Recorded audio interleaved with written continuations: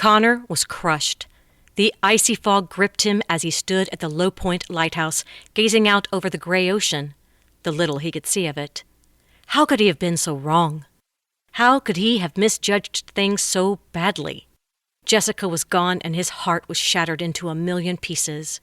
He couldn't sleep last night, or the 2 nights before that.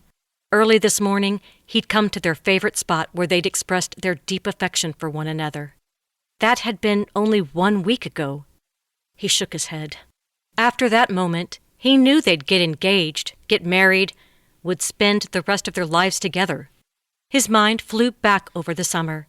He'd taken her to every romantic spot, weekends at Brador Lake in Lewisburg, picking blueberries in the hills of Low Point, walks along the seashore and trips to the lighthouse. She'd responded as he'd hoped. He now knew she loved him as he her.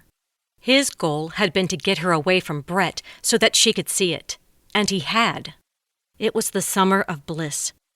But 2 weeks ago, Brett had reappeared in her life and begged her to go back with him. She'd confided to Connor about Brett's texts, calls, and him showing up unexpectedly wherever she was. Connor had tried everything to block Brett, had tried every trick, but Brett was relentless in his pursuit of her. Connor wanted to confront his nemesis directly, but Jessica wouldn't allow it. It wasn't her way.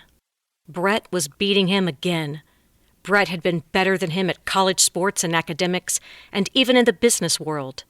But this was a far different battle. Connor just couldn't lose Jess to Brett. He just couldn't. And deep down, Connor was convinced that this was just another conquest for Brett. He would take great delight in looking into Connor's eyes once he'd won her. So, Connor needed Jess to see it, to see Brett for who and what he was. The problem was that Jessica was nice, far too nice and naive. She wanted to let Brett down softly, and Brett knew it, using it to his advantage. He was devious. He was also a two-timing creep. Connor had been the one to inform Jessica about that after he'd spotted him dancing at a bar with his secretary. How cliché. But that was Brett. If a pretty girl wore a tight miniskirt, he couldn't help himself. And yet, somehow, Jessica couldn't see it.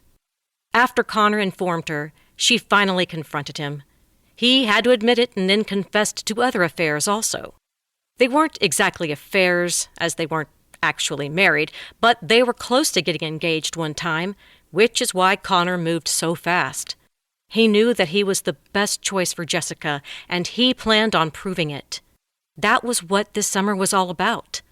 Connor could see her moving ever closer to himself with each passing day. Everything was working. Then, a few days ago, she started to change. Her carefree spirit and laughter evaporated. She was in a constant state of thinking. What was bugging her so much? Deep down, Connor knew. Brett had gotten to her, and she was now deciding which man she wanted to spend the rest of her life with. To keep listening to this audiobook, I've left you a link in the description so you can do it, at no cost thanks to Audible's 30-day free trial.